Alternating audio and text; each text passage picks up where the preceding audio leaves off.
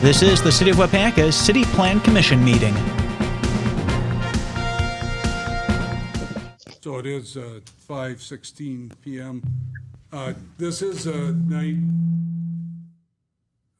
normally for a city council meeting, but of course this is election night, and we have a city ordinance that does not allow us to have city council meetings on election nights. So we've moved the planning commission meeting to today from what's supposed to be tomorrow, and moved the council meeting from today till tomorrow to make this work. And then also to add to that, we do have a public hearing before we actually start the regular city planning commission meeting tonight. And you can see in your packet that you have, this is just dealing with the TID districts that we have. We want to propose some changes to TID number 8, and then also create 2 new TIDs, TID number 11 and TID number 12. And you guys got a lot of that information in or a little bit of that information in your packet. But really, this is a public hearing for people to voice their opinion about these proposals. And so we'll just do that at this time. We would be looking for testimony in favor of the proposals for TID number 8 and creation of TID number 11 and 12. We can do them all together. So if there's anybody that would like to give comments on this, please step up to the podium, give your name and address for the record, limit your time to 3 minutes or less. Any testimony in favor? Just for commissioners, we will be obviously talking about these TIDs as we go through the process. This is just a public hearing, so if you're in the dark right now on what this really means, we'll explain it as we go through. Any testimony in opposition? Any testimony in opposition to these proposals?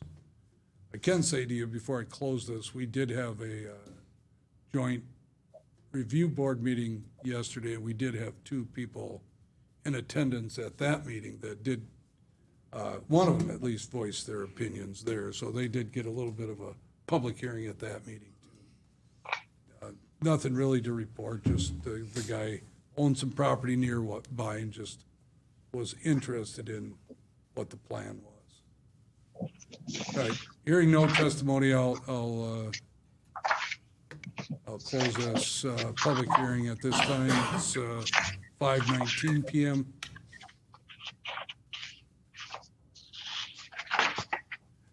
All right, let's go into the City Planning Commission meeting. You have an agenda and the information behind it in your packet. In attendance, we have, everyone is here except for Pat Fair, is that right? I think. And I just talked to Pat this afternoon. He has a school board meeting, so he was not able to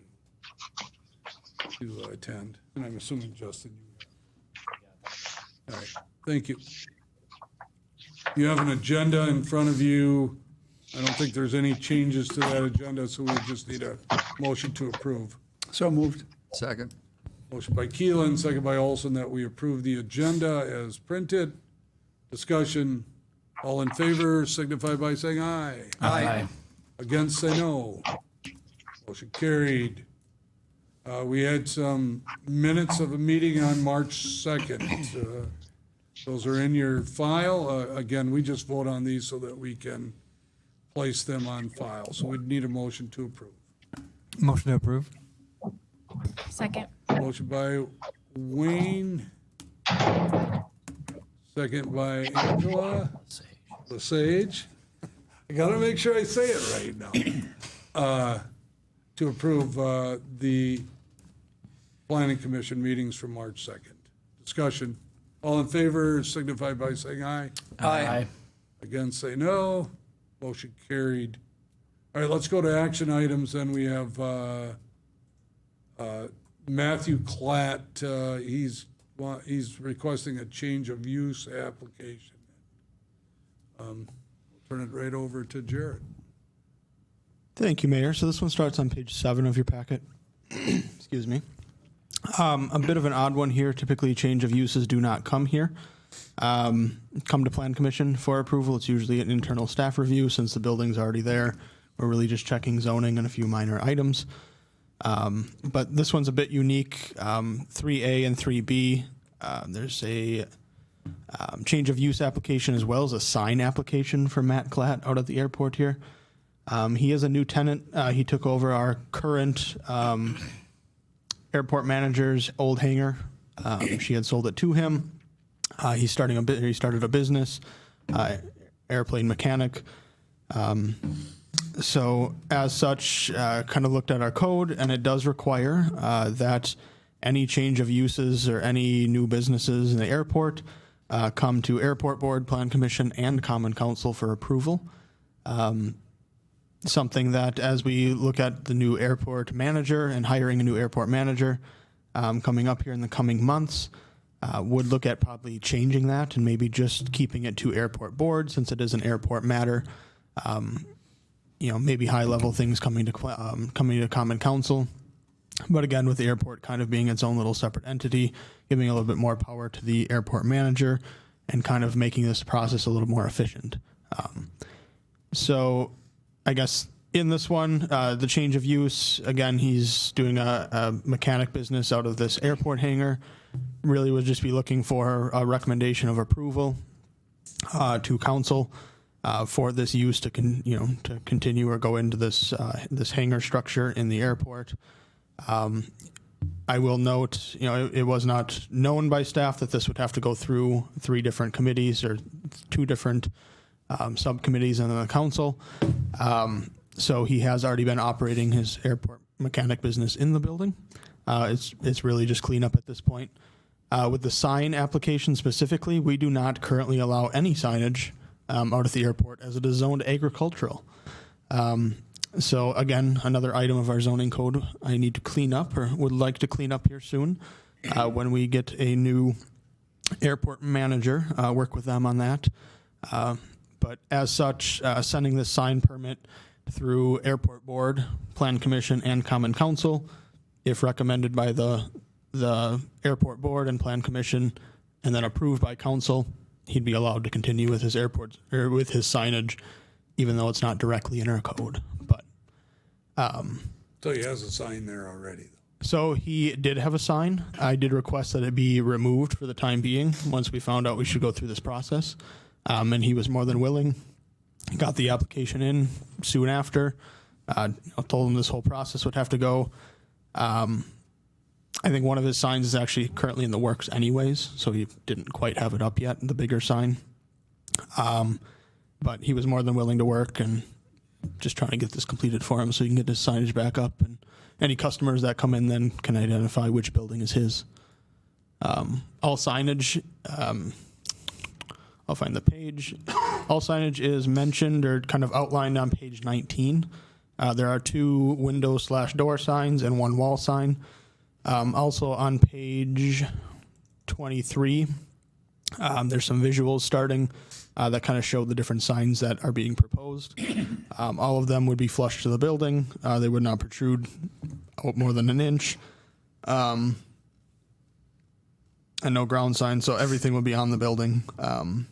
From a staff's perspective, included in the report, all of the signs would be compliant, no matter what district really they were going in, any business district or anything of such, and also did kind of a preliminary look at what the airport signage requirements would be.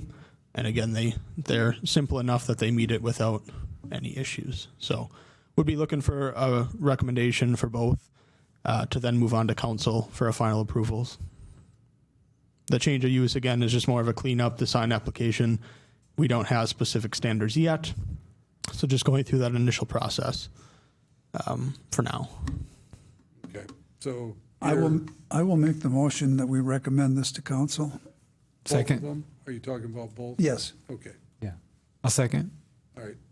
Motion by Keelan, second by Wayne, that we approve change of use application for Matthew Klatt at the Waupaca Airport, and then also his sign application, Matthew Klatt's sign application. Any other discussion? So both both are recommendations to council? Yeah, right? Yes, in this case, typically neither of them would be, but given the special circumstances as we try to clean up the code for now. Okay, thank you. Of course. Don't want to slow the meeting down.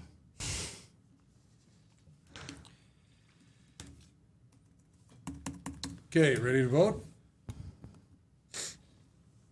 All in favor signify by saying aye. Aye. Against, say no. Motion carried.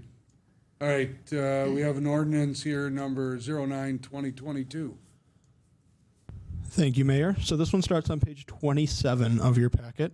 This ordinance, this is one that had come prior to you, just in discussion format.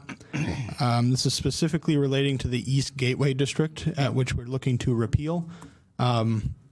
Starting on page 29, there's a red line that kind of outlines the different changes. Everywhere that there's a red little box to the side is where the changes are.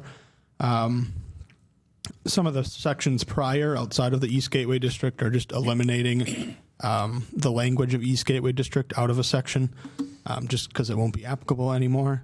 But the main East Gateway District section will be fully repealed. A couple of items, like the greenways for landscaping, was taken and actually put in the next ordinance that you'll see, in relating it to all landscaping throughout the city. But again, just, a lot of comments of those extra requirements and extra steps. A lot of them are redundant anyways. But then some of the others in the East Gateway District were just driving way development, driving way interest. So just trying to clean that up a little bit, make it more understandable for staff, easier to follow, easier to enforce, as well as more appealing to businesses maybe wanting to come into the airport, build hangars, or build on the fringe parcels of the airport. So really just the elimination of the East Gateway District completely would be this ordinance. And this, we are recommending to council as its first reading. Correct. So we would need to vote on this at the planning commission to recommend to council. Does anybody have any questions or a motion? This is, we're approving it here, you said? No, we're recommend- recommending it to council, and council's gonna have the first reading. Not oral, so, sorry, I guess I had a question before we go. So even though this is a ordinance change, not all ordinances have to have public hearings, right? So, the public hearing will be had at the council level. okay. Yep, so there will after- be one for this. Yeah, after your recommendation, I believe actually the public hearing notices will go out on the 11th, so next week, Monday. And then those will go through their process, and I believe you'll see this the first council meeting in May for a first reading, and then the second council meeting in May will be the second reading and decision. So, I'll move that we recommend to council. Second. motion by Olson, second by Lesage, that we recommend, ordinance number 09-2022, an amendment to chapter 17, and repeal of chapter 17.154, the East Gateway Design District. Any discussion? All in favor signify by saying aye. Aye. Against? Motion carried. The next one is ordinance number 10-2022, and this has to do with amendment to chapter 17.319, dealing with landscaping. Thank you, Mayor. This one starts on page 33 of your packet. The red line starts on page 35 of the packet. So with this landscaping, there were a couple of different sections that discussed the East Gateway District. So again, just removing those out of this section. A couple others, just some cleanup, adding some discrepancy from our end. So if something is not, working out, for a site plan specifically, allowing different options to be gained, discussed, through the specific parcel's case. So that one's actually on page 36. The first red paragraph talking about alternative landscaping standards. So again, if there's a parcel with a specific problem, take like Peterson Automotive, for example. They're an existing business. They've been around for quite some time. One of our landscaping of putting trees along the roadway may not necessarily work out for them, as they have concrete directly up to the property line, and then there's utilities buried. So there's just allowing for some discrepancy in those really special circumstances, to maybe work with the property owner, try to adhere to the landscaping requirement as much as possible, but just offering some leeway.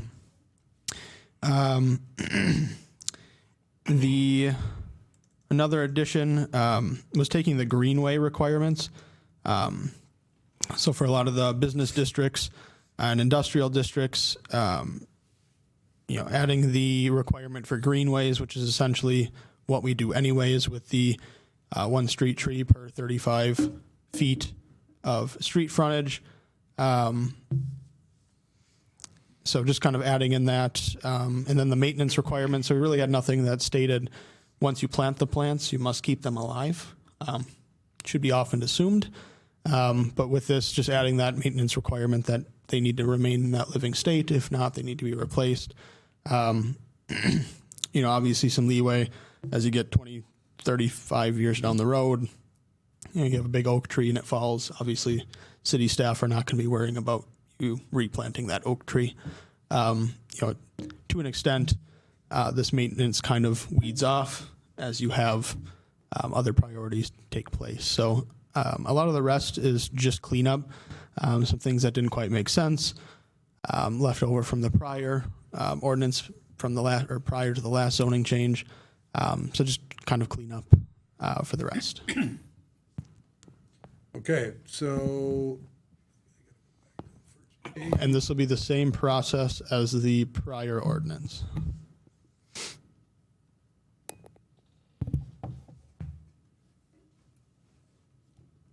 I love my iPad when it has to do with playing games. I love it so much for business. Yeah, give me a second. Getting there. Stop playing games during meetings. So that That's a last great paragraph about the maintenance of landscaping, so that means like any type of perennial dies, then you're going to require that they replace it, like at any time? Or is there a kind of a understood time frame of like within 3 years of it first being landscaped? Again, there's some leeway in here. It's definitely not meant to be like a gotcha, like we're staring at all your plants. And obviously when something dies, we're coming to get you. It's more of, just making it known that you do need to try to keep the plants alive. It's not just a plant one and done. So if business is required to plant, 4 trees along the roadway and they all die, the following year, they just don't survive. They still need to adhere to that requirement of their site plan, and keep those trees alive. It's more of an encouragement to properly maintain them. So if they do need to put mulch around them, if they do need to water the trees when they're first planted, every 2 weeks to ensure their survival. It's more of that. Okay. Okay, so this was ordinance number 10-2022. So we're looking to recommend this to council for its first reading. I move that we recommend to council. Second. By Keelan, second by Wayne, that we recommend to council for its first reading ordinance number 10-2022. This is amendment to chapter 17.319 as it deals with landscaping. Any discussion? All in favor signify by saying aye. Aye. Against, say no. Motion carried. Resolution number 1506. This is a resolution approving proposed project plan territory amendment to our tax incremental district number 8. Aaron, I think you're doing this one? Yeah, I will do this, and then Brian will assist me. Thank you, Mayor. So Brian on? He is, yeah. I didn't Brian and Mark are on virtually. Okay. Sorry. Sorry about that. So we have, Can we get them introduced for the record? yeah, Brian, you want to introduce yourself? Brian, I muted you before because I could hear some feedback, so you might want to unmute yourself. Jeez. Tough crowd. Can you hear me now? Yep. Okay. Good evening, everyone. My name is Brian Rico. I'm the director of Baird, and I've been working with Aaron, the mayor, and the staff on putting together the project plans for the amendment to TID 8 and then the two creations that are going to be next on the agenda for 11 and 12. The only thing I can notice here, Aaron, is the project plans that are in the packet here that I see. Mm-hmm. Those are not the most recent ones. Yeah, is The that ones we had yesterday at the joint review board meeting?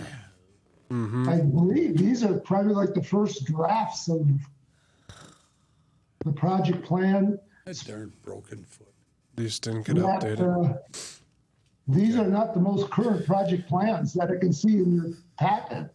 All right, this is Not so much probably 8, because there isn't too much about 8 that really needed to be. well. I'll But tell you. when you get into the project plan that's showing in the packet, if I'm looking at it correctly, for like 11 and 12, Yep. those have been revised many times during the course of our, discussions. And the ones that we had yesterday are the most current ones. All right. What I'm gonna do, Brian, I'm gonna pull up the packet from the joint review board yesterday, Yeah. and because we're broadcasting this meeting and it's being recorded, I'm gonna share this on the screen so we go through the most updated plans. If you see what I mean? I didn't look at it yet. I'm not. If I trust you. Yeah, I'm just looking at like TID 11. It's got a lot of the highlighted, and there's XXXs in some of the spots. And Oh yeah, and I think honestly, I sent you an email based off of some of Alan's comments that he sent to Jared, finding a lot of those mistakes, and it's because Alan, you were looking at one that was not edited and revised, an old version. So that makes some sense now. Justin has a comment here. Yep, go ahead. Do we have an updated map in the packet, or do we have an updated map that we can look at? Right now, so what I just did, Justin and all commissioners, I have pulled up the packet from the joint review board. This has the updated plans. That was from our meeting yesterday, which we went through. So I'll be going through all these 3 items, kind of the same presentation we did at joint review board with the updated packet on the screen. I got one more question. Is this a critical date for like scheduling to get this thing approved tonight? The resolutions will be approved, but just to explain the process, the first step in the process was joint review board organizational meeting in which no action was taken. It was just an informational meeting. That was yesterday. Today is the resolutions, and Plan Commission would pass the resolutions based off these updated plans. The next step would be City Council. Well, there'd be a public hearing in between, and then City Council would be voting on it in early May. And then the final step in the process is for the joint review board to reconvene and take final action on these plans on May 10th. So we need to approve these resolutions. The resolutions are correct, and they could be voted on. And I'm going to take you through the updated plans right now. Yep. All right. Okay. Aaron, Brian again, I think I did see the comment on the resolutions about the wording says the city of Sturgeon Bay rather than Waupaca. That's And nice. then that goes back to some of those have been. It says that on the actual resolution, Brian? I believe that's what's on I'm looking at your packet here. Which resolution we looking at? On page, and I think Alan had it in his, the email, I just saw the email you just sent me today, this afternoon. Hold on. Page, I'm seeing resolution 1506 on page 37.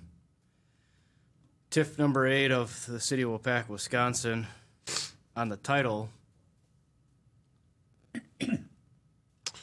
Yeah, let me just look through this quick. The resolution itself I have pulled up now. City of Waupaca, Wisconsin. The one I'm looking at, Aaron, is on page 53 of the packet. Resolution number 1507 on page 53 Correct. does And have it's Sturgeon got Bay the still. City of Sturgeon Bay in, Geez, we're stealing things too from people? Well, That's kind of our game. they're also listing properties that belong in Sturgeon Bay, not in Waupaca. right, and those were all taken out in subsequent versions that obviously, the template that I use, obviously you can see the template I use, since it was mixed use, and I'm working on Sturgeon Bay mixed use right now. I started with their template. But Kinda. these have all been obviously revised during the course of our meetings. So what we need to do is, I think all you need is, yeah, you're just changing the, instead of on this page 53 of the packet that I'm looking at. okay, It's so got Sturgeon Bay on there twice. That needs to be Waupaca, obviously. correct. So when we get to that resolution, we would vote with that amendment. And I believe the same thing is on the 12. Yep. To 12's resolution. Page 80, resolution number 1508. Those resolutions aren't in the joint review board. They were not. And Sturgeon Bay is at the now therefore it be resolved section. It is in number 1 and it is in the certification section as well. Yeah. Okay, so here's For the, some reason, all the original drafts of everything got put into the packet rather than the subsequent updates of everything. all right, so here's the issue. So let's first of all, let's just talk about the project plans for 8, 11, and 12, because we can get that from the joint review board. The first resolution that has to do with TIF 8 is accurate, and we should be able to vote on that. I think if I was the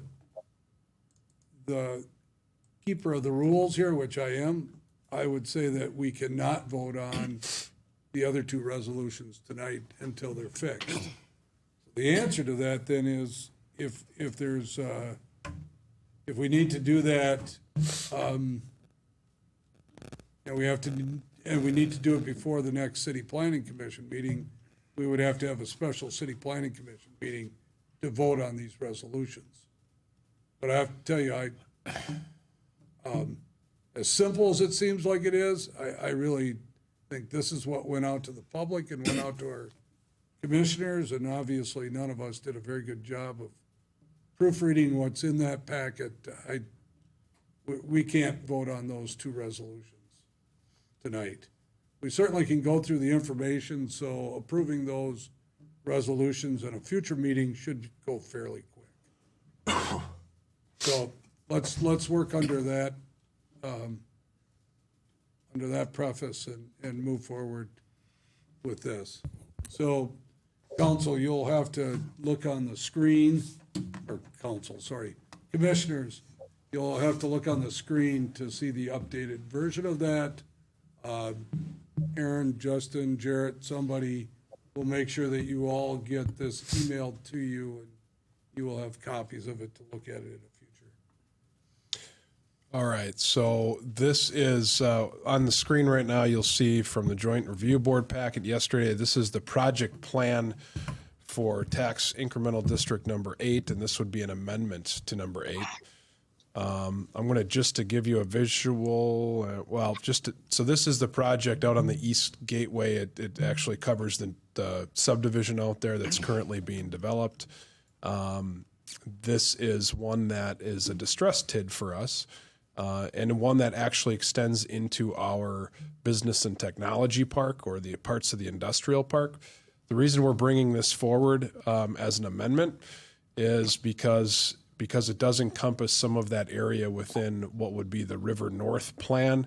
And because we want some of that area developed, or that's the intention, and our expenditure period has already passed for TID number 8, we would need to amend the boundaries to kind of pull it back and then allow for the TID 11, which I'll explain in a second, to kind of take over that area in which we could do projects within that TID. I will explain kind of the rhyme or reason for the changes. So what we're looking at right now, the area we're looking at is the area to be amended. This right here, if you can see my mouse on the corner, this is the Fox Valley Area Technical College. This is all vacant city land up here. And then this right here is ABC Computers. So we would be looking to remove what you see on the map from TID number 8, with the exception of the ABC computer parcel. And the reason for that is that that is a higher value parcel, and that value right now is generating increment that is helping pay off the debt in TID number 8. We also don't see there a ton of potential for growth and new value being generated on that parcel. So we are proposing to keep that in TID number 8. That was also, we worked with Baird, our financial advisors, on that. The rest of it we would be looking to remove, and that would need to be done before the creation of TID number 11. Probably the most important thing is when you look at the pro formas and paying off TID number 8, we are not affecting the schedule in which we would anticipate closing TID number 8 by making this amendment. That would stay on course. So kind of an administrative piece to get to the proposed TID number 11. If anyone has any questions, I'd be happy to, or Brian, if you have anything you want to add to that. No, I think you've covered everything that needs to be indicated to the commissioners. The list of the parcels, individual parcels that are being taken out are included in that plan. Dollar amounts are shown, and just as Aaron indicated, there's no impact to the district life expectancy, or would be able to close with any changes. All right. Anybody have any questions? Again, as I said, there is a resolution that's on page 37 of your packet. As I understand it, and as I've read it while I was listening here, it looks like this resolution is okay to move forward with. If you are okay with that, I guess as always, the question is this a resolution that's recommended to council, or is this just city planning version of the resolution? Brian, can you clarify that? I believe it's just city planning, but you... Yeah, this is strictly the City Planning Commission that makes this approval of the amendment to the district. And then, of course, that's then forwarded to the council for their consideration and a separate resolution. Okay. So And then finally, a joint review board, which also has a separate resolution of the same thing. Okay. So we'd be okay to approve this resolution number 1506 if you feel okay. One minor point. On the bottom of that page, in the last whereas, there is no point E. In other words, it goes from D to F, and it's a minor issue, but I think there should be a resolution to that. So it's not considered an omission. All right, let's put this one off till it's correct then too. Again, that was revised, but All right, we're not blaming anybody here, we're just trying to get it right. So, let's go to proposed TIF number 11. All right. Hold on, let's see if I can get to there. Okay, on the screen and shared with everyone should be the project plan, the draft plan for tax incremental district number 11. And this is proposed. We have, let's see here. I am just going to go through the introduction and We might. I'm going to go through the introduction and description of the district. So this district is a mixed-use district. The maximum life of this TID would be 20 years with an expenditure period that would be done after 15 years. The approximate cost expenditures within the TID based off of the projects that are currently planned is 14.1 million, or just over. You can see that on the page. We'll get into the value we expect it to generate. The TID increment that we expect to be generated based off the projects that are currently planned is 15.4 million, a little over that, as you can also see on the page. And the anticipated value, tax value, upon the TID being closed would be $88,700,110.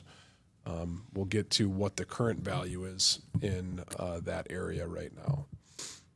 So obviously, just to give a update on why we're talking about this, about a year and a half or even more than that ago, we started talking about the development of this area as something different, and the re-envisioning of it as something different than a business and technology park. That's when we started talking about identifying our next residential development, as we saw a need for that being greater than anything else in our community from a development standpoint. This was the area that was settled on, and because of that, we started working with Vandewall on the development of the River North vision, and continued to work with staff, plan commission, and elected officials throughout that process. We recently did a rezone and rezoned a lot of city parcels to R3 to allow for that mixed use, multiple housing. And then we also are working right now, Jared and I, with some property owners on the rezoning of other area parcels. So this section right here that's on the screen, it shows a summary of findings, basically that this TID and the intention or the plan for the TID meets all the but-for questions, which is required per Wisconsin DOR state statutes. We also have, let's see here, it does meet the 12% rule, which we cannot create a new TIF district if we have over 12% of our valuation tied up in TIDs. One of the reasons that we're talking about the creation of two TIDs tonight is the fact that we closed TID 3 and TID 6. TID 6 was a higher value TID that was out by Foxfire, and then TID 3 was actually in this area, the industrial park. Both of those were closed before the first of this year. Put us under the 12% and gave us room to have this conversation. Let's continue to go through this. One thing to note that actually I didn't mention at the joint review board meeting, one thing with mixed use TID districts is that only 35% of the area can be newly platted residential. That's part of state statutes. So if you're wondering why, when we get to the map, it's such a large area, even though we're really only have specific plans for the River North area, it's because to meet that requirement, we have to have 65% of the land be non-newly platted residential. So on your screen right now, you will see the border of what is being proposed for TIF or TID number 11.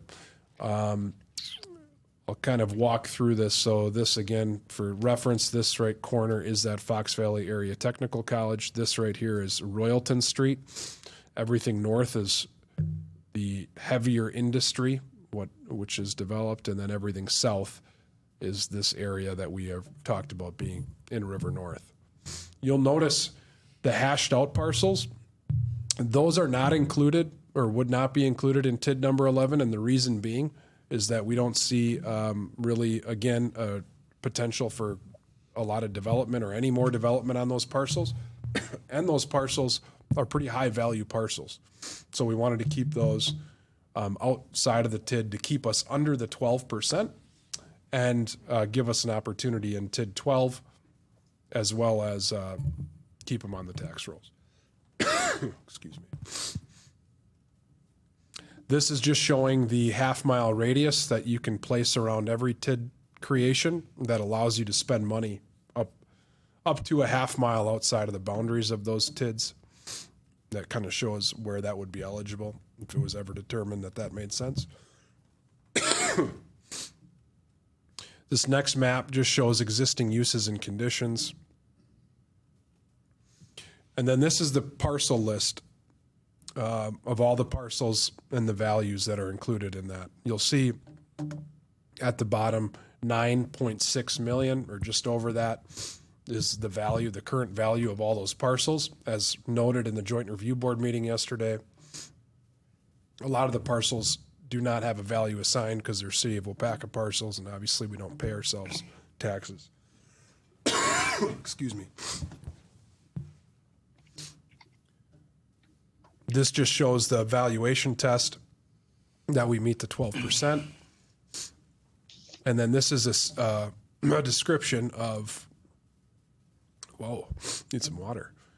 This is a description of the types of projects we may expect to go in there. So you'll see multifamily, mixed-use residential, multifamily or hotel, and then the dollar amounts to each of them. Commercial.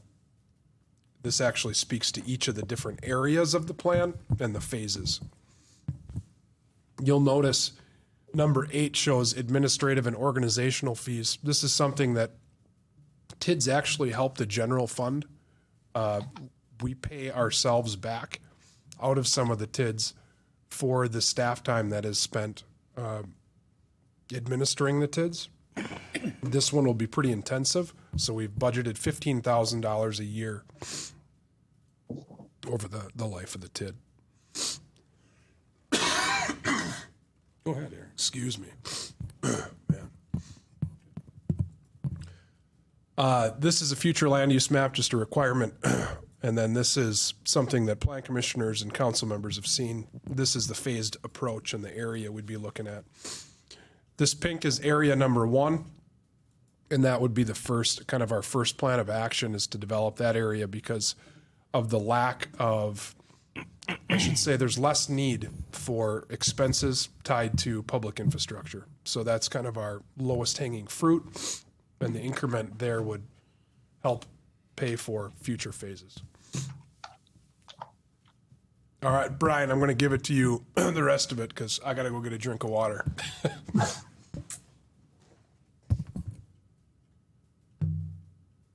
I don't know if I can move this.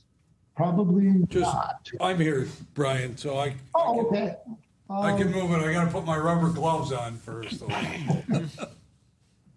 Here, want a tissue? I'm good. All right. Okay, well, what's in front of the commission right now? Of course, here's just a recap of the individual listings of the project costs that are being planned for the TID. I'm noting to that 14.1 million figure that I think Aaron alluded to earlier in the beginning of the project plan. These are projects that are being planned. Obviously, they don't have to be done, but at least they're in the plan in case they would come into fruition in the future. They're all just estimated costs, and it does include the expenditure of funds within a half-mile radius. Then Aaron had mentioned there's a map in there that shows a half-mile radius of the boundary. There are project costs that can be done in that half-mile radius as long as it benefits the TID that is being created. Economic feasibility, we again also have a cash pro forma that's shown as Exhibit A that shows that the TID will obviously cash flow during the 20-year life of the district, being a mixed-use district. It's for 20 years. And Aaron mentioned the expenditure period is the first 15 years for that $14 million figure we were just talking about. So in 2043, as it's showing there at the bottom of this page, that would be the final year that the city would be able to collect a increment for this district to pay off its costs. And the pro forma that's shown in Exhibit A, which we'll get to shortly, does show that that will be the case. These are just the standard statutorial methods that are available to the city to do financing for the project costs. And that's what was included in most project plans for a tax incremental district. Obviously, general obligation bonds and notes are probably the most common ones that the city uses. And then there's just a list of other possible financing sources that are listed on 17, 18, the next page there that would have continue some more on there. Then statutorily, there are a number of different items that have to be addressed: annexed property, proposed changes, relocation, and of course, none of those are being anticipated for this TID by the city. So just a statement in each one of those areas that is the case. The last piece that will go into this project probably is the city attorney opinion, and that will be in there once all the proper meetings have been held and the guidelines have been followed statutorily, and there'll just be a signed opinion. That'll be Exhibit B of this plan. I think the only other piece that's not in the plan right now, and I believe Mayor and Aaron, I think Rhonda was working on that. That's the legal description of the metes and bounds of the boundary for the TID. That's correct. That'll be Exhibit B. That's not that. Aaron, I hear you back. Yeah, I think Exhibit B is blank right now also. But if we go to Exhibit A, okay, here's the cash pro forma that we prepared for the city. And you can see, again, that base value up in the right-hand corner that's highlighted. That's the 9.6 million that Aaron had referenced in the project plan of all the individual parcels that have values. So that would be the base value at creation of the district. And then following that, you can see the increment inflation, column B, that again, Aaron referenced in the introductory section, the 15.4 million. There, column C, there's the 88 million of the increment that will be generated by the development within the district. And then, of course, the expenditures are showing there's a planned financing to help assist the city in paying for these project expenditures. And I guess the only other thing I'll just point, you can see at the end of the 20 years right now, there's still a balance of $19 million. So there's certainly ample room for additional projects, costs to be included in the district. These are very conservative estimates. But if everything stayed in place as what was being proposed right now, the district would be able to close, but sooner than the 20-year period. And that's what's showing there in this pro forma. So maybe I'll just open it up to if anyone has questions on anything, but that's the project plan. And as you remember, 12 is going to be identical to project 11, which is different items that Aaron will go into, I'm sure. Thanks, Brian. Mm-hmm. Anybody have any questions about the right now, at least for the creation of TID number 11? That's the big one, of course, obviously. All right, let's go to TID 12 then. All right, thanks, Mayor Smith. And thank you, Brian, for stepping in. TID 12, we won't take you through every single one of those details because a lot of it in the project plan is going to be pretty similar as far as statutory requirements and all of that. I will take you through the introduction, though. This introduction to this TID district kind of came up as, okay, we have one shot, really, at this at developing a couple TIDs right now because we're under the 12%. The reality is once that first project happens within TID 11, that might drive our value up within our TIDs over the 12%. And then we would not be able to have a conversation about creating another TID to help with development until maybe 2032, which is when we would expect TID 8 and TID 4 to close. So that is why so it brought us to the conversation around assisting with Churchill Street. And Churchill Street was mentioned in our comp plan and some other plans as an area that we felt like is a major corridor coming into the city. And it's an area that maybe we could have the most impact on from a redevelopment assistance standpoint. We also have had some interest. There's been some conversations around some potential parcels within the TID and what may be able to happen there. Nothing with a lot of detail, but that also drove us to place this where we have. So with that, I'll show you the boundaries, which is on the map right now on the screens. You'll see Royalton Street up here at the very top of the map, and then Churchill Street, the very north end of Churchill Street. So this parcel right here, this funky shaped parcel, I'm going to zoom in a little bit. This is where Ruby's Pantry used to operate out of. Obviously, they've moved up to West Fulton Street. That is currently listed, a potential for redevelopment there. This would be the food pantry building and some other buildings around there, the old Southside Liquor and a tax accounting building. And then across the street, all the way down to, which would be Nelson's Shell Station. So that's the area we're looking at. Obviously much smaller than TID 11. Here's the half-mile boundary around it in which money could be spent if it was deemed appropriate. Here's a list of the parcels and what their values are, as you can see, as compared to over $9 million worth of value in the other. This one's $635,000 or a little over. That actually, we did the calculation yesterday during the joint review board. In case anyone's wondering, that's about $14,000 or in between $14,000 and $15,000 worth of property taxes that generates per year. And that's the full tax rate, not just the city, but that includes all of our taxing jurisdictions. It does meet the equalized valuation test, which is that 12% rule. Just to be clear, this meets the 12% rule with the assumption that TID 11 also gets created.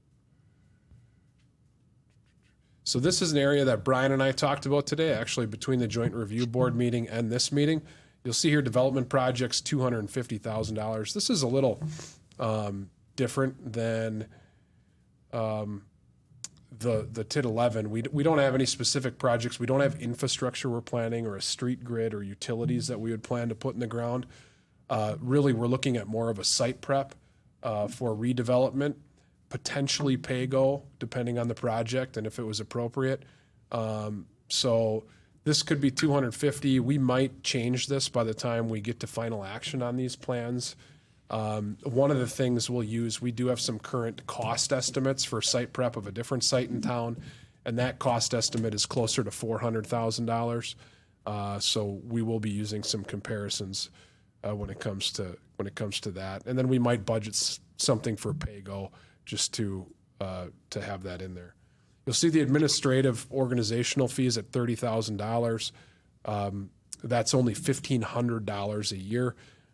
The staff and the time that we'll be taking to administer TID 12 will be obviously much less than TID 11, and the amount reflects that. Again, this is just a snapshot of what we just showed. And all of the same types of financing. This is the same language that was within TID number 11 and that project plan. Trying to think if there's anything different. I'll go to the pro forma. Brian, I'll hand it over to you for the pro forma.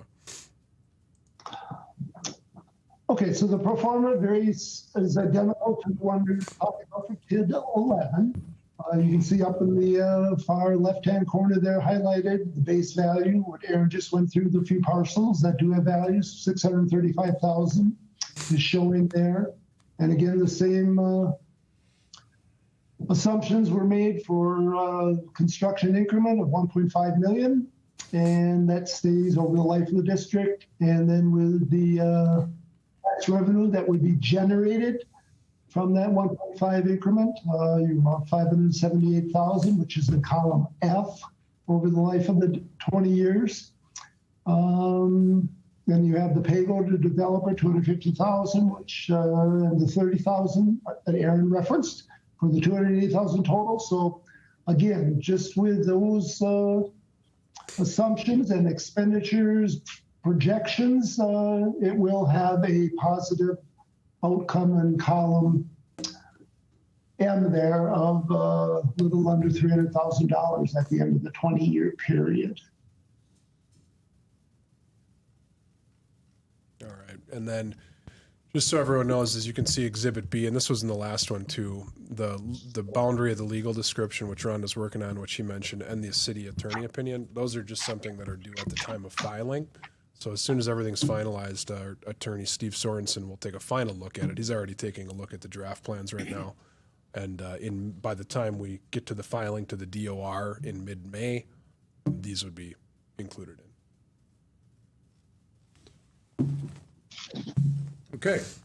Anybody have any questions about that TID number 12? All right. Justin brought up a point, and I think we probably should actually act on that, since we're not going to vote on the 3 resolutions tonight. I think we should vote to table those resolutions till our next meeting. So I would entertain a motion to table those 1506, 1507, and 1508. I'll make that motion. Second. Got a motion by Keelan, second by Olson, that we table the resolution number 1506, 1507, and 1508 until our next City Planning Commission meeting. Any discussion? All in favor signify by saying aye. Aye. Against, say no. Motion carried. Brian, thank you. Yep.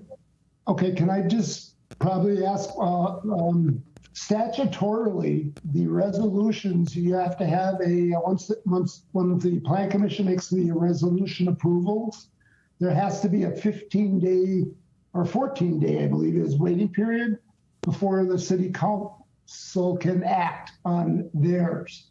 So I think you got your council meeting set for May 3rd. So the Plan Commission would have to have a approval 14 days prior to that. Okay, so Pretty sure that's what it is Days, statutorily. Mayor, one thing we could do, being that we have 2 council members, well, not soon to be, but at least one council member on here, we could do it right before the council meeting on April 19th. That would give us exactly 15 days before that. okay. If we need to send out public hearing notices, though, that may not work because we need to send them two out. One has to be 7 days prior, then usually the other day is 7 days prior to that. That's a good point. We'll have to review it and get back. And our paper only allows us to post on Thursdays. We'll be in touch. Yeah, sorry about that, planning commissioners. I feel that it will be a fairly short meeting, and I think we can do it remotely if that fits for some of you, if you're unable to attend. But I do think it's important that we do it in this direction. But it does look like we'll have a special planning commission meeting sometime in the next week here. So. All right. Thank you, Brian. You're welcome.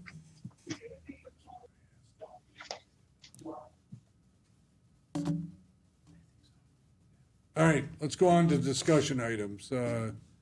Discussion on signage and discussion on lot standards. Sure. Thank you, Mayor.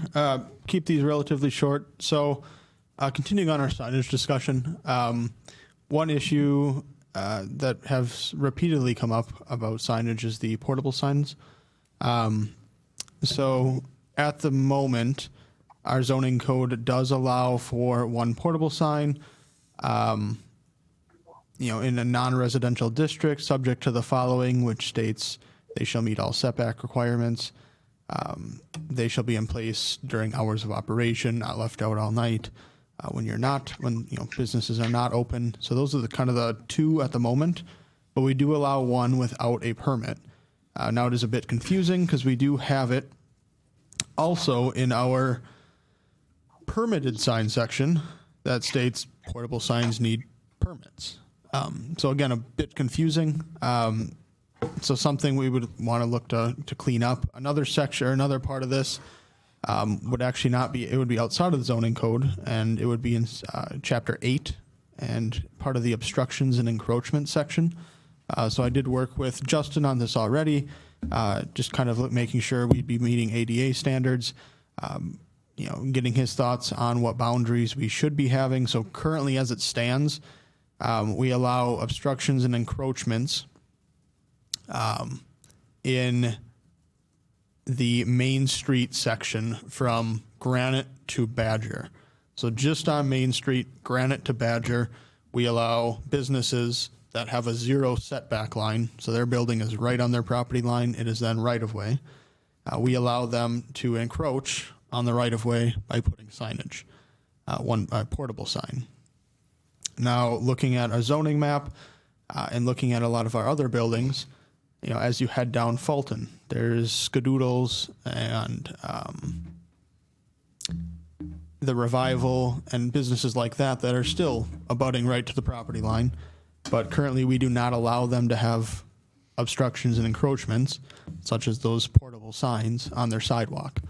I think at least 6 different businesses have come to me, and most of them multiple times, requesting that they be able to put a portable sign out as, when people are walking down Main Street and we have an active Main Street, maybe on a Saturday afternoon, Saturday morning, people look down those side streets and they see, no open signs, so they don't realize businesses are down there. So this has been a request to allow these signs,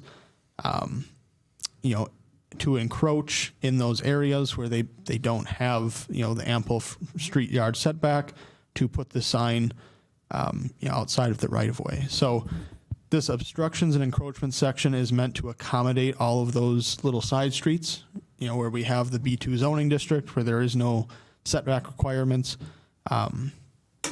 So they too can have those signs, try to attract to those businesses. I think that's going to be a great help to them, as well as I think it brings more attention to our downtown, shows that we have more shops. This is, I think, a really proactive, change that we can look at making. So as you can see on page 104 in the red and blue, there's a new list that will kind of be put into the obstructions and encroachment section. Granite Street, Water Street, Session Street, Fulton Street, Washington, Union, Badger, Jefferson, all of those side streets where we have those small business shops, and we want to try to encourage. Part of this proposal would be removing the portable sign out of the permitted section and just keeping it right in the permitted without an application, permitted without an actual permit section. And then we would just add any restrictions that we would feel necessary. So portable signs shall comply with all setback requirements. And then, for example, we would say, unless exempted in chapter 8.06. We would keep that you're allowed the one sign per business. You should keep it, out during hours of operation. You shall maintain, a minimum walking distance of 4 feet on the sidewalk, things like that, just to kind of really display it. But again, allow it without a permit, help those businesses on those side streets specifically, and just bring more attention to our downtown. So a bit of cleanup, a bit of adjustment, a bit of adding to this. Not sure if anybody has any questions or suggestions, any concerns with the portable signs in the sidewalk area. I think it's good. I think it's a good idea, Good idea. actually. Yeah. Well, that's all I got for that one. Again, this is just an initial discussion. These would come back in more of a pre-ordinance format for maybe one final discussion before they're actually brought forward to any fruition. Next would be the lot standards. So, bit of a jump. So, as I've gone through, I've had requests, different zoning requests, different building requests for a lot of properties throughout the city. And, a lot of those properties, they've wanted to do something, and you've had to tell them that they have a substandard lot. They ask, well, my property's been here forever. How do I have a substandard lot? It's kind of a question.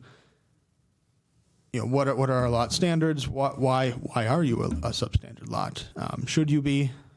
This question was also exacerbated by a zoning for affordable housing discussion where some consultants from they travel nationally were hired by the League of Wisconsin Municipalities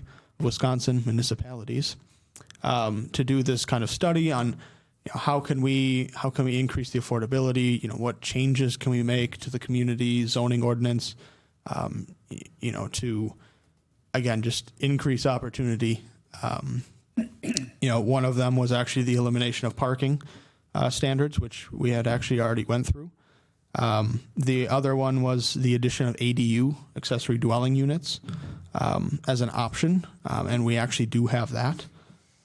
Another suggestion was taking a look at, maybe the communities with more traditional neighborhoods, more of those original neighborhoods, which sparked to me because that is what Waupaca has. And they mentioned taking a look at those lots and asking the question, what is wrong with them and why are they non-conforming? Why did the city make them non-conforming? And a lot of the, you can look at a lot of them, and I believe there should be a map in here on page 115. So I had our GIS specialists go in and create a map of any parcel, and I didn't, just for time savings, it's not separated by commercial or residential. But for residential districts, for example, we have a lot standard size of 8,500 square feet. Every green parcel you see here is below that. So any parcel that is green and is residential, it would be non-conforming. And most likely a lot of the commercial districts do have a similar requirement of 8,500. So they too would be non-conforming. So, you kind of take a look at some of those, some of these parcels, and you again ask the question of why are they non-conforming? They seem to be, efficiently laid out. They're able to have a structure and a garage. What is the reason that we put that 8,500 square foot requirement? And I guess I don't have a great answer. You can take a look at the city of Waupaca's zoning code. You could take a look at Appleton. You can talk to Oshkosh. They all have a bunch of districts, of course, but a lot of their traditional neighborhood districts, they have those lower lot standards. I believe Waupaca has one with 4,000 square feet requirement. They have another one with 6,000 square foot, requirement. So kind of looking at those traditional neighborhoods, which again, Waupaca is a lot of. So really what I want to kind of look at here today is the minimum lot standard. So I'll clarify by saying, the minimum lot standard is, we are saying that is as small as you can go. If a developer were to come in and say, I want to build a 42 parcel subdivision with half-acre lots, that would be okay. We don't have a maximum. We're just saying you can't go below a certain minimum. So taking a look at those minimums, I guess starting on page 105, starting with the residential districts, which a lot of those green parcels you had seen are in. And actually a portion of that report I was mentioning from the league and their consultants, it actually is in the packet as you scroll down past the red lines and the map. But on page 105, kind of taking a look here, so there we currently have an 8,500 square foot requirement. I did just toss a number in here, and it's maybe up for, a little bit more research before it comes back in ordinance, or, again, discussion by you guys, how you guys feel. But, the suggestion of maybe 5,000. Doing a calculation of this 5,000, we would eliminate approximately, I believe, give me one sec, let me just pull up actual numbers for you.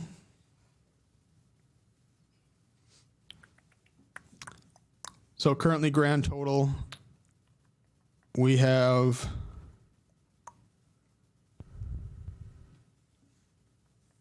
a total of 397 non-conforming parcels.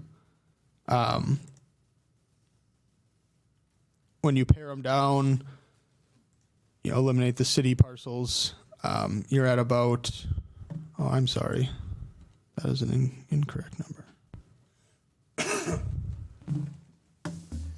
That is. While you look that up, Jared, if I could just make a comment. I think that this is great. We haven't talked a ton about this. We've talked some, but as we look at housing and affordable housing and looking at plans for even potentially River North, we have 6 different areas that could be developed. Those plans could change. And the idea of smaller homes, and maybe the want for some to construct smaller homes to help with affordability. And then a smaller lot size could increase density, which could make it more feasible for the city, potential developers, builders. So anyway, just a comment while you're looking. I think it's a good direction. Whether that 5,000 square feet is the right number, I have no idea. But I think it's a good direction. Yeah, so that map you saw previously, I had an Excel spreadsheet made with just the data. So took a look, any parcel under 8,500 square feet, we currently have 397 of them total. Now, again, if you pare down the 8,500 requirement to maybe 5,000, just taking a look at the numbers there, we would be eliminating from that 300 some. We'd be down to 98 parcels that are now non-conforming lots of record. So we could go even smaller. Again, it would be up for discussion. I know, as you do decrease lot size, you also have to look at the setbacks, of course, just to make sure that everything is staying consistent. So, as you could see on page 105, we'd be looking at reducing the minimum width requirements, the minimum open space requirements a bit, the minimum floor area, the 450. So we have 650 in R1, but then it actually goes down to 450 in the other residential districts. So just trying to remain consistent with that, increase clarity. But as you go down to page 106, we'd also be looking at cleaning up the setbacks, 20 feet instead of 25. Reducing it. Currently we have 2 side yard requirements. If your side is 2 stories or more, it has to be 10 feet for one side and 25 feet total. No matter if you have a 2-story or 1-story, just making it one consistent, easy to interpret setback of 8 feet one side minimum, 15 feet total for both sides. Again, just trying to reduce it, remain consistent. Again, just taking a look at some of those setbacks. So, I guess as you continue through here, a lot of them are just adding in to maintain consistency in accordance to the R1, and then just kind of decreasing a couple of the others for 2-family and 3-family different or multifamily requirements. But again, just trying to increase clarity, make it a little easier. Our lot size, we're looking at almost 400 parcels that are currently non-conforming lots of record, which does cause an issue. A lot of those parcels they are efficient. They have space for parking. They have space for a garage. They have space for accessory structures. Again, there's other communities that have much lower. I have talked to a couple of planners that have said we'll get rid of the lot size altogether. Bit of a drastic, drastic change. Not one I don't know that Waupaca would be quite ready for, just to allow that free reign. But I think, maybe hovering around that 5,000, again, we're getting down to maybe 100 parcels, which some are actually city-owned parcels, some are just outlots, that can't really be built on anyways, stormwater things. So, I mean, really, in the end, you're probably at about, if by reducing it to that 5,000, you're probably at about 50 different parcels. That would still be non-conforming. And now all that really means is they can continue their use, but they, of course, have severe restrictions as, if they want to add a sunroom, they may not have the space to meet setbacks. They can't. They can maintain the home. They can, if one wall burns down, they can certainly replace it as long as it's in a, properly zoned district. So it doesn't restrict them a whole lot, but it provides more opportunity to those outside of it, if that makes sense. But just some suggestions here in the packet. Again, I plan to do some more research, take a look at some other communities, just kind of gather some more information. If you guys, think of anything, doesn't have to be tonight. I know it's getting a bit later. So if you guys think of something, feel free to shoot me an email. Can definitely take a look at it. This could be brought back another time for another discussion before it comes back in ordinance discussion. That is not a problem. But I guess if I don't hear anything, or no comments that this should be brought back one more time for another review, I can certainly bring it back in an ordinance just to make it a little clearer, concise, show you exactly what I'd be looking at, and further discussion can be had after that. It can definitely be tabled. Alan, did you have something you were going to say? Well, I think he pretty well answered it. I was wondering what kind of restrictions do people have if they're less than 8,500 square feet right now? Yeah, so they're classified as non-conforming lots of record, which our prior code was a lot more restrictive, and it did call out that if you had a non-conforming lot of record, the only thing you could put on it was a single-family home.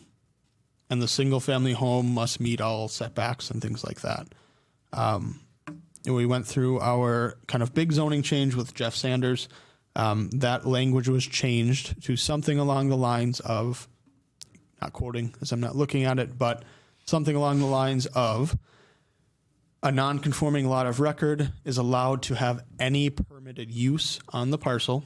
So if it's a R2 parcel, 2-family, it can have a single family or a 2-family residential parcel as long as all other lot standards are met. So as long as setbacks, as long as, open space, things like that are met. In the case where a lot of the structures are, maybe you have a non-conforming lot with a non-conforming structure, which the non-conforming structure simply says it cannot be expanded to expand on the nonconformity.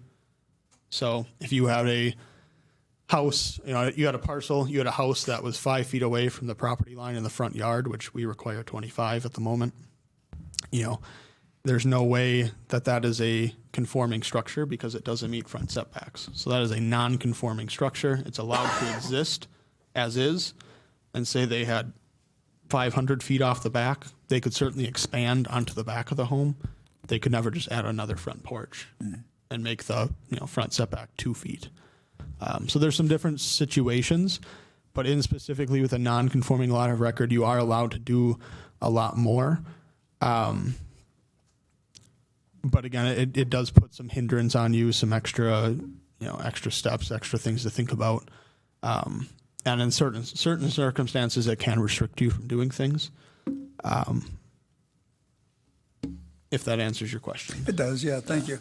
I think this is a good idea. I like the idea of reducing it. I have a vacation property up north, and it's a non-conforming structure because it's too close to the water. I have to be 75 feet back to be conforming, and I'm only 35 feet off the water. So I'm very limited in what I can do on that property, and I like to see a relaxation like this. Aaron, do you want just one question? Yeah, go ahead. So Jared, I agree with Alan. I think it's a great direction. What are some of the, you mentioned that some communities just don't have any minimum lot size. You know, so we're talking about affordability. We're talking about adding density to help financials. We're talking all of that. What are the downfalls of having a 3,500 square foot lot? So I will say, I guess I have not come across an actual community that has had none. They always typically have something. I will say this is a progressive idea. This is one that, again, I think people have thought about, but nobody really has acted on it. And I will say a lot of communities may receive pushback on something like this. It's a possibility. I guess generally people just don't like change. Negative effects that could happen.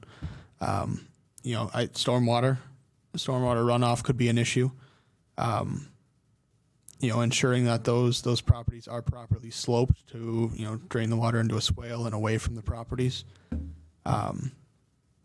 Again, I would like to have another discussion with Justin, on that. We can maybe dive a little deeper, just to make sure we're not going too small, too less of setbacks. Now, the setbacks I did, keep, they are ones we have now, so I don't foresee a huge issue with that.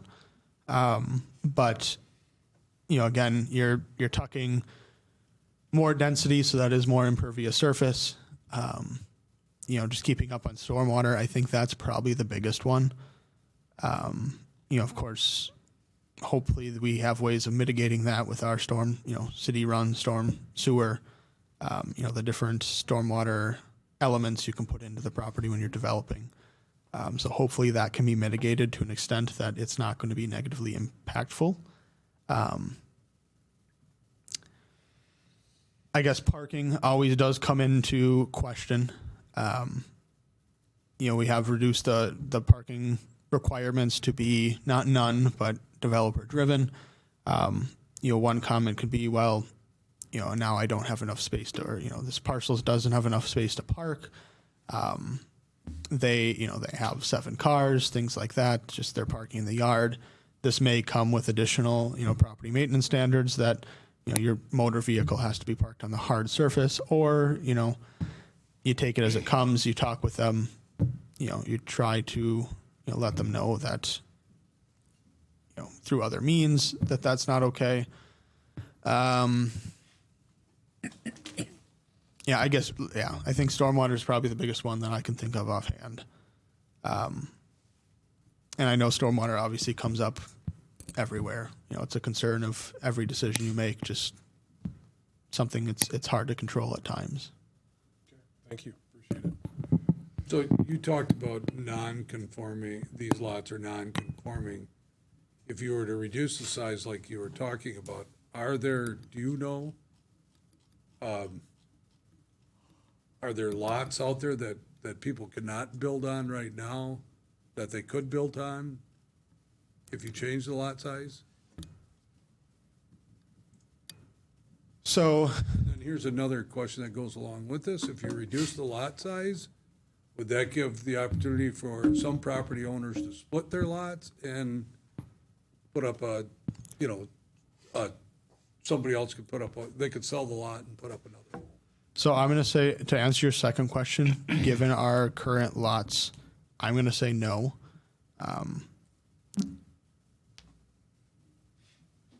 Given how people have placed their homes on those lots, it's usually dead center. They usually don't push it to one side or the other. Thinking to every, site plan that I've seen with the building envelope, it is pretty well in the middle. There really would be no opportunity to split that lot while maintaining proper width and maintaining, obviously, the square footage. So the width is that other item that kind of gets you. We still have that requirement in here of 50 feet. So you may have a lot that's maybe long, and it's 1,200 square feet. But if you split it, it's only going to be, 20 feet, 20 feet. It's not possible. So to split a lot, you'd have to have that 100 feet, and then you'd have to have at least a 10,000, and then your house would have to be positioned semi-perfectly to allow that to happen. That house, when the lot split, would then have to meet the side setbacks. So, you're technically going from, a 50-foot to probably, add in the setbacks of 15. So you're, again, you're looking at a 75-foot lot. So I would say more than unlikely, there may be a few parcels out there that it's possible, but more than unlikely. In terms of the reducing the lot size would allow people to build. So I don't have a specific answer for that. I believe it will make it easier for them to build. Of course, if you're trying to put in a house and, have an attached garage and you only have so much space, your lot's a non-conforming lot of record, it doesn't work out. By reducing these things, you would be kind of allowing them more opportunity to build and make it easier to build. I would say there probably are some parcels out there that, they do make them buildable. But a lot of them, it's just going to be making it easier to build. Because again, with a non-conforming lot of record, how we have it, you can build as long as you're meeting the setbacks. Setback kind of become the issue because it makes it super difficult to build.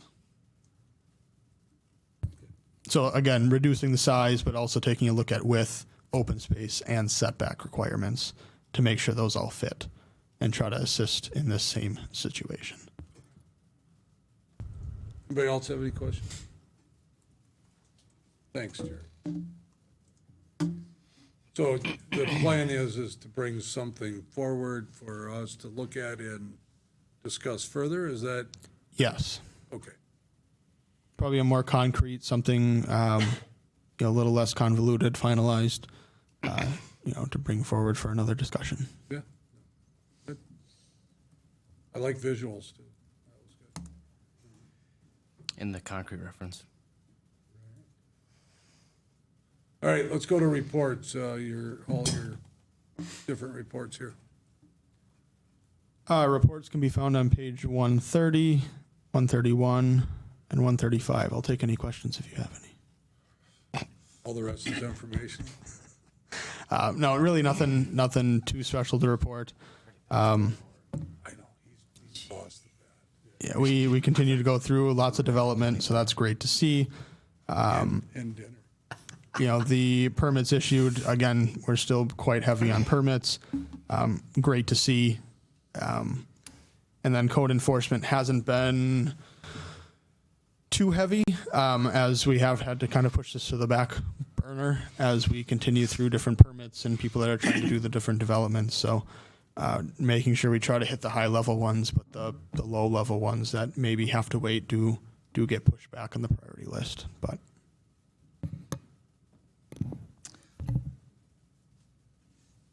Anybody have any questions?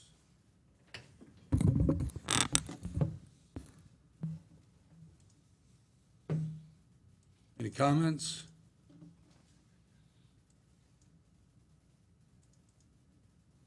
I think that's it. Jarrett will be in contact, or Rhonda one of them will be in contact with you to find out what your available dates are and times for a special planning commission meeting. Plus, we'll of course have our regular one in May too. So with that, I think we can Move to adjourn. motion to adjourn. Second. Motion by Keelan, second by Olson, that we adjourn. Alan, I know this is your last meeting for City Planning Commission, and thank you for your years of time of experience. Thank you. It's been valuable to us, and Well, it's been fun too. I've enjoyed it. I have enjoyed it. great. Thank you. All in favor of adjourning, signify by saying aye. Aye. Against, say no. Motion carried. We're adjourned at 6:45 PM.